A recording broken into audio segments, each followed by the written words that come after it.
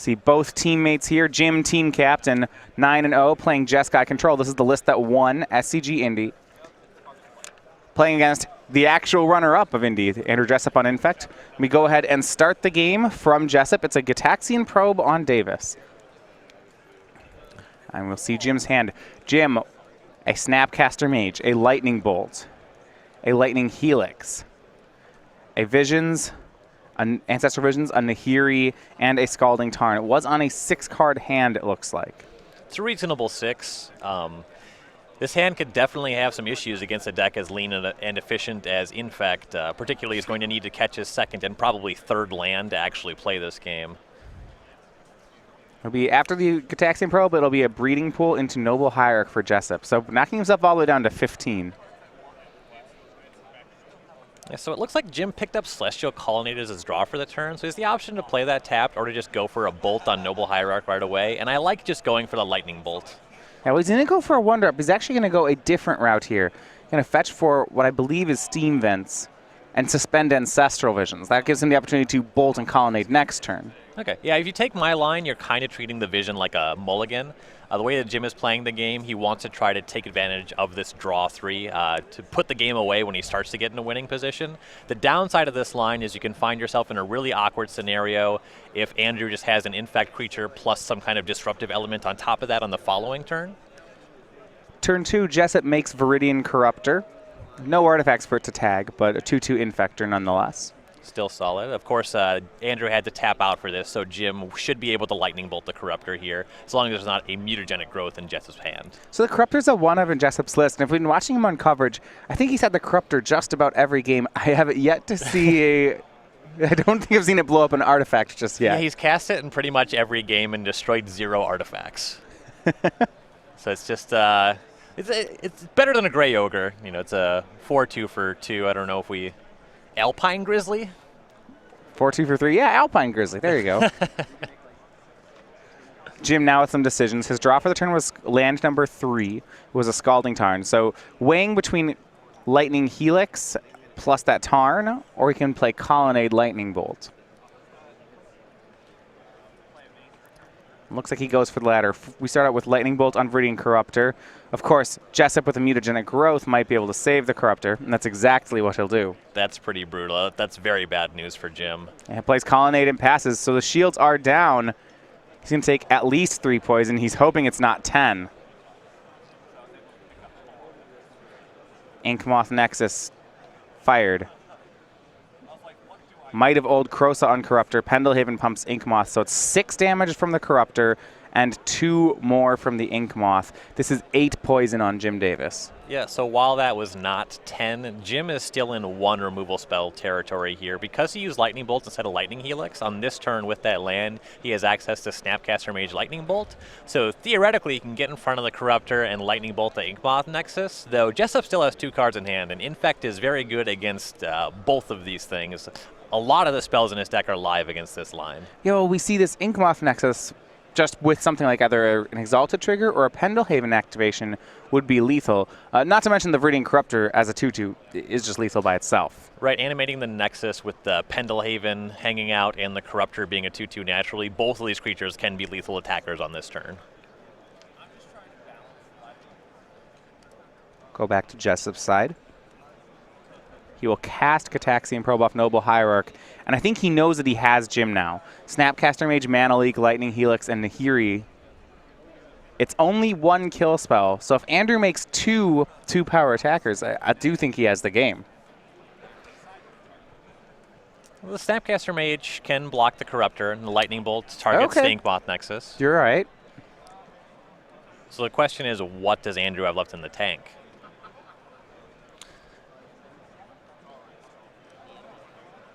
Plays Misty Rainforest for the turn. Now, if Andrew just attacks with the Corruptor, it suggests that he does not have any interactive spells left in his hand.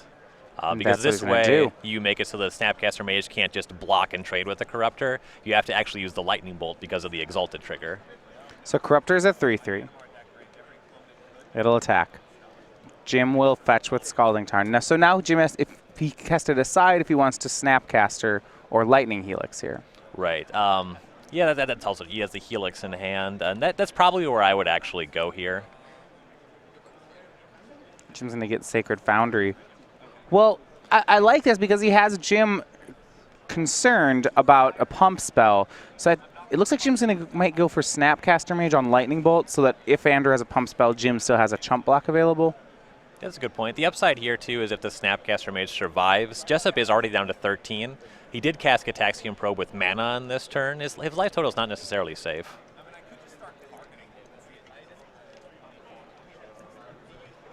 So from Jim, we see a Snapcaster giving Lightning Bolt flashback. Snapcaster will chump block the Corruptor, and now Lightning Bolt will be used to finish off the Corruptor on end step.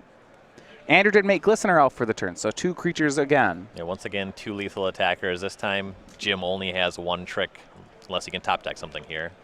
And how good is that play here from Jessup? If Jim had just Lightning Helixed, or say he hadn't chumped with the Snapcaster, he just bolted the Corruptor immediately, he would still have the Snapcaster stuck around, and he would be able to block next turn. Right. So the thing with Jim there, he wants to make sure that he can get in a block in case something like, I don't know, Apostle's Blessing is hanging out to get the creature through, force a removal spell. You know, Jessup still had 2 cards in hand, so there's some 2-card combinations that can get past the Snapcaster and the Lightning Bolt. He still could block and then bolt before damage. Right, he could have done that as well. I'm kind of surprised he didn't make that line. We go back over to Jessup. He's going to activate Inkmoth Nexus, swing with both 1/1s. And yeah, Jim has 1 Lightning Helix, but that's not enough. He knows that if he Lightning Helixes one of the creatures, Andrew Jessup will use Pendelhaven to pump the other, and that is game 1 for Andrew Jessup. Pulls that one out, and I think making it look easy there, but capitalizing on that Snapcaster turn from Jim Davis. Yeah, you know, that turn, it looked like Andrew just kind of got Jim. Also, with Jim suspending the Ancestral Vision on turn 1 that never came off, on a mulligan to 6, he basically had mulligan to 5 in that game. It's true. 5 on the draw against Infect can be hard for just about any player.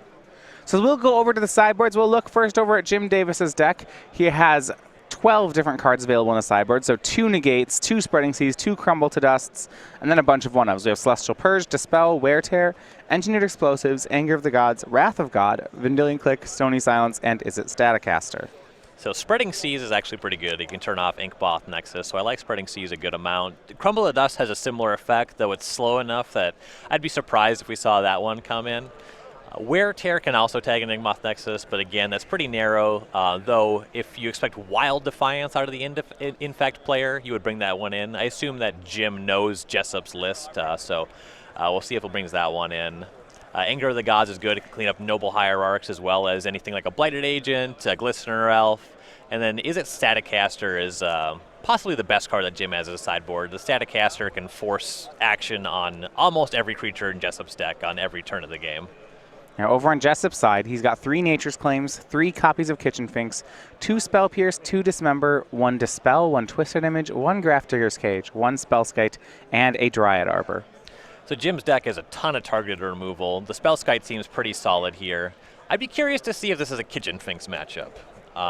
It's just a resilient body against this heavy removal deck. I haven't really seen Kitchen Finks a lot of Infect sideboards. So. Yeah, well, I do know that for Infect, Burn is one of their more difficult matchups. Sure. Now, right, it's curious because generally you don't play a creature that doesn't have the keyword Infect in the deck. Right. Yeah, you have some avenues to actually go on a beatdown plan, though. Yeah, this is probably mostly just for blocking. Dispel is probably the best card coming in off of Jessup's sideboard here. Yeah, I definitely see that, the Dispel, Spell Pierce kind of cards.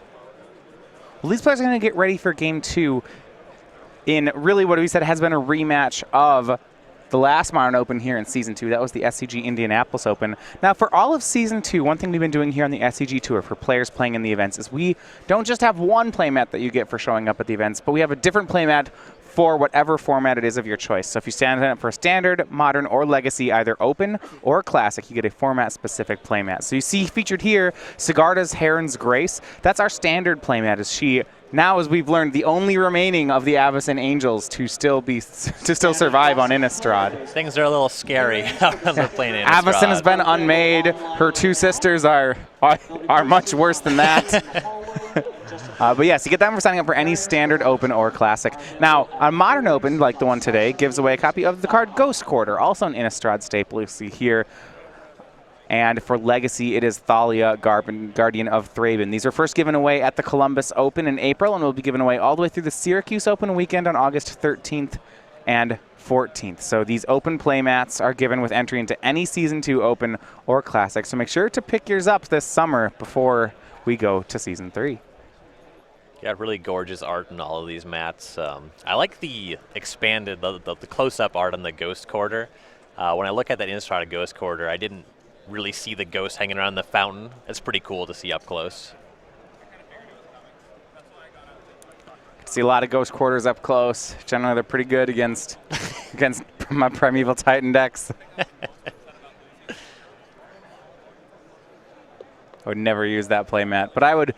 But it is beautiful. I mean, would using that playmat help to ward off opposing Ghost Quarters, or do you think it would invite them? It'd be like a Ghost Quarter. My lands would be scared of it. They, my Valakuts don't want to be put on a Ghost Quarter playmat. I wouldn't use the Thalia playmat for a similar reason. Right, you're just like, that's not. I don't want to play Brainstorm into this. All right, Jim Davis this time on 7 cards and on the play. So we'll see how much that changes the game. Starts on a fetch land into Steam Vents in what I'd imagine is another Ancestral Vision. That should be Serum Visions. Yeah, some kind of vision. Some sort of visions. They have the wrong kind. How nice is it against Infect that a deck like Jeskai can just fetch for Ravnica duels at will? I'm pretty aggressive about fetching Ravnica duels anyway, but in this matchup, you just kind of YOLO it. Untapped all the time, every turn. This is an interesting one. After drawing, Jim had his Scry 2, which was Mana Leak and Lightning Helix. Now, normally Mana Leak on the play is a really good card. You saw Jim put the Mana Leak on the bottom, but keep the Lightning Helix. Yeah, that suggests that Jim probably has a hand that's very good at playing to the board, at which point he's probably using his mana in a way that doesn't really allow him to play on the stack. Mana Leak is pretty efficient, but in this matchup in particular, spending 2 mana to interact is somewhat inefficient. Glistener Elf is the turn 1 play for Jessup. When your opponent has something like Glistener Elf, I suppose holding up Mana Leak becomes a lot less attractive. Yeah, and it also looks like Jim already has a negate in hand. And he has the creature removal, Lightning Bolts, Lightning Helixes, Anger of the Gods, stuff to deal with creatures. And then negate pretty much does what Mana Leak would be doing anyway. And redundant copies of something that's kind of inefficient, not what Jim's looking for. Looking at Jim's hand, it looks like he has 3 more lands, a Lightning Helix, a Lightning Bolt, a Snapcaster Mage, and a negate. Plays land number 2 at Scalding Tarn and passes. Now, normally we'll see players, if they're committed to Lightning Bolt or Lightning Helix, do it on their own turn so that if pump spells show up, they don't take too much damage. A swing from Jessup, and Jim goes ahead and takes 1 poison. Yeah, given that Jim didn't go for the Lightning Bolt on his turn, that suggests to me that he's just kind of very confident in his hand and the position as the turns unfold. He also has Anger of the Gods in hand, so he's thinking maybe, Andrew will do something like cast Blighted Agent or a Noble Hierarch on this turn, and then he can get more value that way.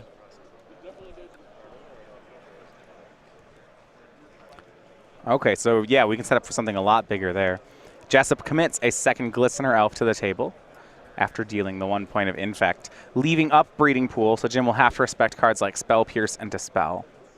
And we'll see if he goes for a Lightning Helix on the end step here. You see on the far left of Jim hand, there's a red card there. Yeah. I believe it to be Anger of the Gods. I was thinking it was Lightning Bolt, but now we look at it again, you're right. And that would certainly explain why he doesn't want to fire off that Lightning Helix right away.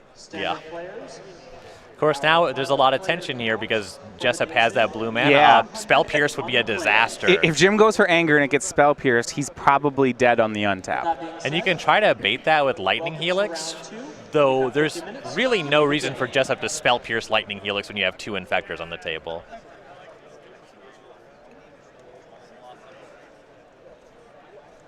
On end step, this is still Andrew's turn 2. Jim will go ahead and use that Scalding Tarn to find Sacred Foundry, so Jim goes to 14. And it looks like he'll use the Lightning Helix here. Points it at one of the Glistener Elves, and now the question is whether or not Jessup defends. It looks like his defense spell is Apostle's Blessing. He has one of those in hand. Not even going to use it. Just puts the Glistener Elf into the graveyard. Yeah, he has a backup, and he's aware Jim has that Is It Static Caster in his sideboard. He has Anger Oh, of the wow, Gods. Yeah. There's much more disastrous things that could happen if he uses his interactive spell on that window. Wow, Staticaster, because he can't even spell pierce a Staticaster. He sure can't. Now, I think Andrew does have a copy of Twisted Image in his hand. Okay, that would take care of Status Caster. Not after it killed your Glistener Elves. Right, I think Jim would still take the trade. So Jim's draw for the turn a copy of Nahiri the Harbinger. And now some mana sequencing from Jim. He has lands 3 and 4 to play that Nahiri on curve, but one of the two of them is a Celestial Colonnade, so he has to decide when he wants to take that turn off. He decides not now. He'll shock first Hallowed Fountain. And play main phase Snapcaster Mage, flashing back Serum Visions. Okay. Draws a Flooded Strand. The Scry 2 shows Path to Exile Lightning Bolt. That's got to be a, yeah, that's both on top. Pretty quick top. That is exactly what he wants to see in this matchup. Yeah, so the Snapcaster Serum Visions on that turn is pretty aggressive. Jim figures there's not a lot of ways for Jessup to make the Glistener Elf connect in the face of Snapcaster Mage. He'll at least be able to chump block against most cards in Jessup's deck. This is so neat. You look at Jessup's hand. He has all of the reactive spells we've been talking about. So he attacks with Glistener Elf. Jim blocks, and Andrew uses Apostle's Blessing to give the Glistener Elf protection from blue.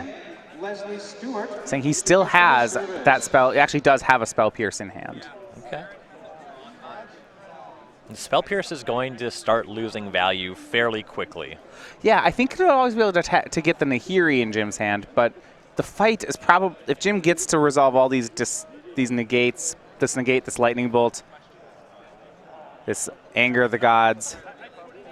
Yeah, if all these resolve, I don't think the Nahiri matters. Yeah, with this Anger coming down this turn, I'd be pretty interested in casting Spell Pierce right now. So Jim playing Anger of the Gods with 1 mana up. The mana's Flooded Strand, so it gives Jim access to the Path to Exile he put on top. And you're right, Jessup will go ahead and Spell Pierce the Anger. Jim can't pay. And if you use the Strand here to go and find mana to cast Path, you do lose the Lightning Bolt that Jim has on top of his deck right now, which is a card that I believe he pretty strongly wants to draw. I'd gladly take another point of poison to draw a Lightning Bolt in Jim's spot. Yeah. I would definitely wait until Jessup really forces the action. Well, it looks like he's going for it right now. Yeah, he's really respecting the damage output from Infect here. With 3 cards in hand, there are ways that Jessup can force the action and kill Jim even through Path to Exile. So this is a fine play. Pathway the Glistener Elf. So this leaves the remaining 3 cards in Jim's hand as Negate, Nahiri, and Celestial Colonnade. Likely play next turn is just Nahiri Colonnade. Yeah. Go to well, the Glistener Elf should be presumably exiled here. We'll see if Jessup's able to fight over that. If not, then Nahiri could exile it on the following turn, assuming that Jim doesn't just die. Jessup's up to something. Touches another Breeding Pool. Does he have another Spell Pierce? I think my. Well, it could be something a lot less good than that. I think there's a Twisted Image that he wants to just cycle. Okay, yeah, he'll Twisted Image the 1/1. Just draw a card, and then it looks like, yes, it will be exiled. He'll get a land. Fortunately for Andrew, the cycling off Twisted Image got him another Infector, which for, I think, the 7th game in a row with Andrew is going to be a Viridian Corruptor that's going to destroy 0 artifacts. Yep. That's just what the card does. We play it 'cause we just need that 3-mana 2/2. Yeah. Alpine Grizzly is generally considered a modern all-star. He'll Gitaxian Probe Jim. So we see the 3 cards. It is Negate, Nahiri, Colonnade. The draw for turn for Jessup, I believe he picked up a Dispel. He did. Which is a solid draw, though it's not going to do anything against Nahiri. Plays the Corruptor, leaving up blue. This will be interesting. We've seen Jim parry the Infect deck with Lightning Bolts and Path to Exiles, and now we're just going to see how well Nahiri plays in the matchup.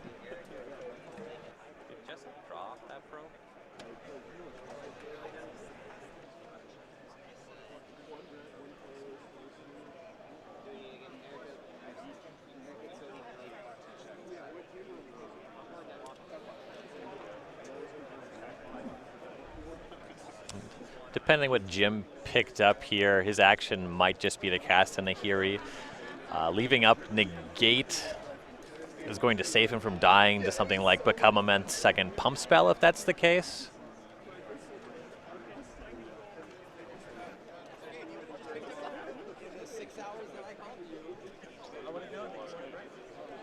Looks like they're doing some counting. Looks like they're trying to figure out how many cards Andrew Jessup's supposed to have in his hand, verify some information here. When he played the Twisted Image, he had 3 cards remaining in hand, so he would have drawn to 4, played Corruptor to 3, puts him back to 3, played Probe. He should have 3 cards in his hand and just has 2. So I believe, and the table judge will confirm this, I believe that he may not have actually drawn off the Probe. Yeah, that's definitely something that you want to have cleaned up. Not exactly a game action that you're allowed to miss. Well, if you look at Jim's, you can't resolve half your spell. If your spell says draw a card, you draw a card.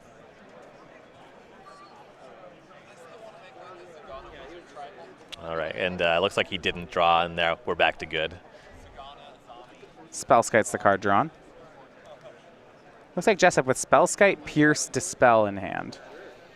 And, luckily, that's something that he wouldn't have sequenced differently. He certainly wouldn't have wanted to cast Spellskite on this turn and Corruptor on the following turn. Yeah, so the resolution from the judge is that he will go ahead and Andrew will have the card. A game rules violation warning is assessed. Those are the kind of thing that doesn't affect anything in the game right now. If Andrew gets 3 or 4 of them over the course of the day, then penalties will start to accrue. Yep. That would be a heck of a thing to get a game loss over, failing to draw cards. I like my cards to be worse.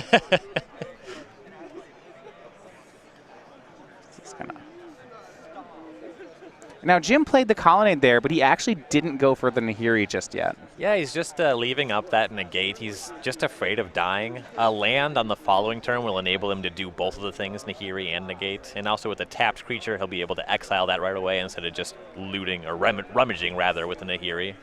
So Jessup will attack with a Corruptor.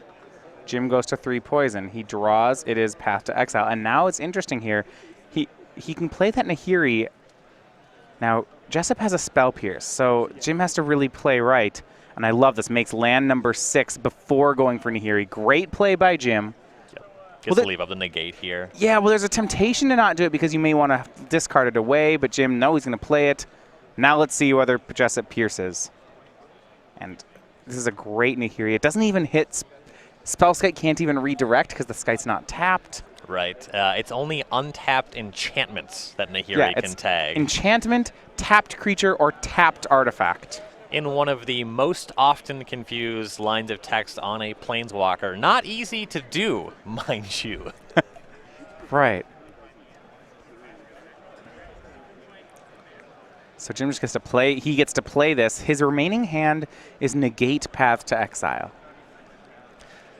Yeah, so he'll be able to cast one of those on this turn. Now, Jessup does have that Inkmoth Nexus that he played last turn, so Jim is far from out of the woods. Nahiri won't be able to interact with that. Yep, the Corruptor goes into exile. Go back to Jessup. Skite in play. Creature land in play. He will start by casting Gitaxian Probe, and now he's feeling the damage a bit. You see how he's at 9? Yeah. Yeah. He also has a Spellskite that presumably he might want to pay life for at some stage in this game. I like how the Infect deck is Phyrexian in 2 different ways. Not only is it putting poison on you, but it's aggressively using Phyrexian mana. It's almost as if that block had multiple degenerate mechanics. And he off the Gitaxian Probe, he draws Become Immense. He'll go ahead and Become Immense the Inkmoth and go right at Jim with it. And this is going to kill Jim. He has Spellskite and Dispel backup. Jim has Path or Negate. What a huge draw for Jessup off the Probe. So it's a 7/7. Yeah, Jim can negate, and Jessup, he's got him. It's Dispel. Dispels away the negate, and that's game. Andrew Jessup takes the match 2-0 and moves to 10-0. Very impressive. Well played by Jessup there. That was, boy, he had just a very small window there, and he made it count. Yeah. That was a huge draw. I don't know if Jim really could have done anything. Yeah, even if he doesn't cast Nahiri, he just has Negate and Path, but then Jessup also just has the Corruptor. You know, he was just choked. Jim